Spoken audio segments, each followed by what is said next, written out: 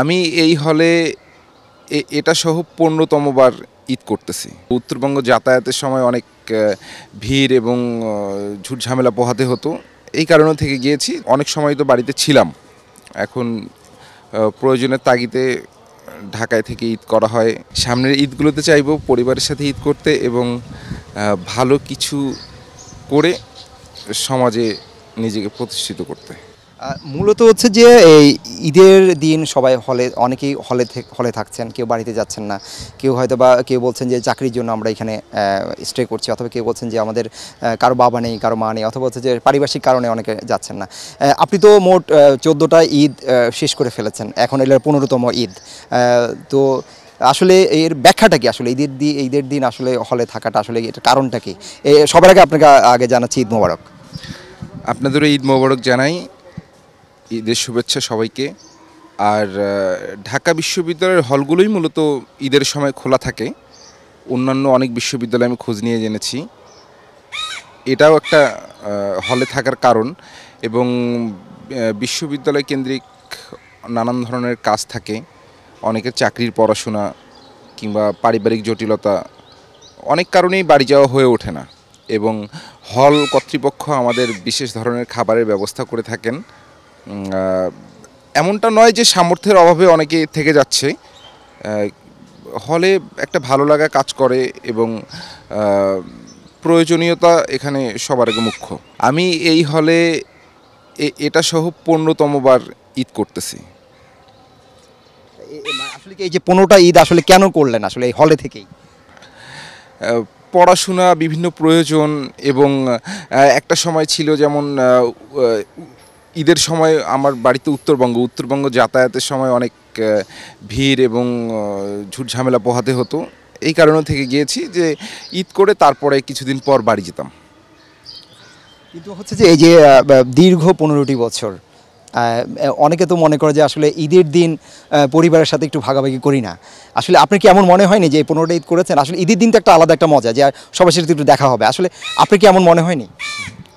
না, মনে হবে না কেন? অবশ্যই আমারও বাবা মা আছে, ওনারাও আমার জন্য প্রত্যাশা করে থাকেন যে ঈদের ছেলে বাড়ি ফিরবে।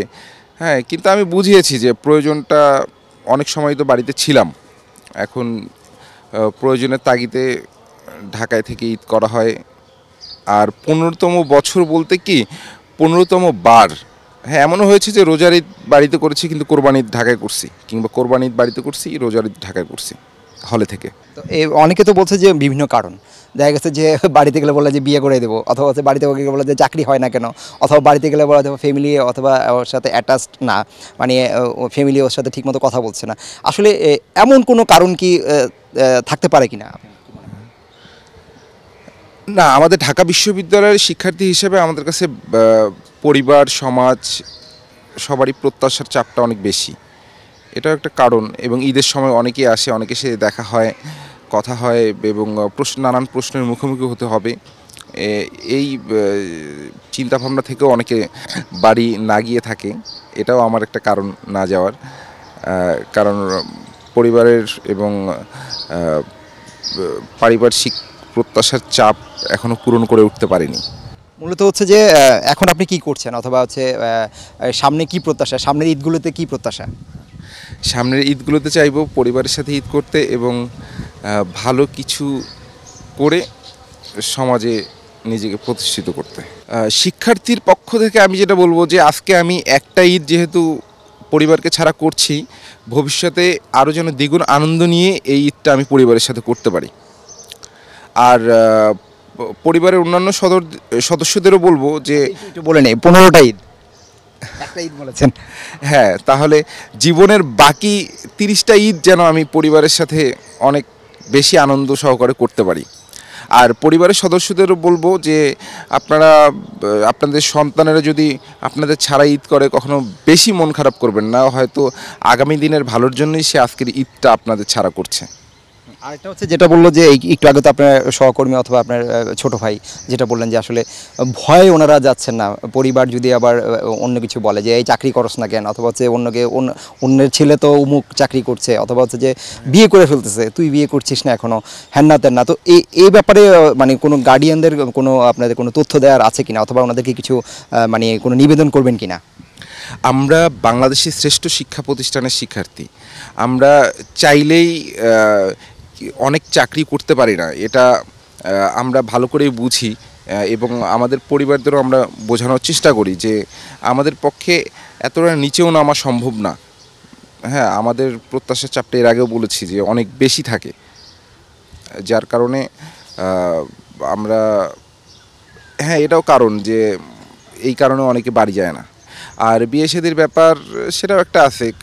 আমাদের বাংলাদেশের প্রেক্ষাপটে চাকরির মানে বিশ্ববিদ্যালয়ের স্নাতক এবং স্নাতকোত্তর শেষ করার পরও 3 থেকে 4 বছর চাকরির জন্য পড়াশোনা করতে হয়। সন্তানের উপর কখনোই বিয়ে শাদীর বিষয়টা চাপিয়ে দেওয়া উচিত না। হ্যাঁ, প্রত্যাশার চাপ থাকবে, হ্যাঁ, কিন্তু সবার ব্যক্তিগত ভালো লাগা থাকতে পারে এবং একটা নির্দিষ্ট সময় নিজেকে এস্টাবলিশ করার পর একজন শিক্ষার্থী জীবনসঙ্গী হিসেবে আরেকজনকে বেছে নিতে সচেষ্ট হয়। তার আগে বিয়ের বিষয়টা চাপিয়ে দেওয়া উচিত নয় বলে আমি মনে করি। আর হচ্ছে যে চাকরির যে সময়টা লাগছে, অনেক ফ্যামিলি বলছে এত সময় লাগে কেন, এই ব্যাপারেও যদি পরিবার পরিজনদের যদি কিছু বলতেন। উত্তেজিত হওয়ার কিছু নাই কিংবা দ্বিধান্বিত থাকার কিছু নাই। আপনার সন্তান সে যেহেতু পড়াশোনা করছে, একদিন ভালো কিছু করবেই। শিক্ষার্থীরা যেখানেই পড়াশোনা করুক, সে যদি ভালো কিছু করার জন্য চেষ্টা করে অবশ্যই পারবে। একটু সময়ের ব্যাপার। হ্যাঁ, আর আমাদের সফলতার চাইতে সার্থকতার পিছনে ছোটাটা বেশি জরুরি, কারণ সফলতার কোনো শেষ নেই, কিন্তু আমি কোথায় স্যাটিসফাইড সেটা আমার খুঁজে বের করতে হবে।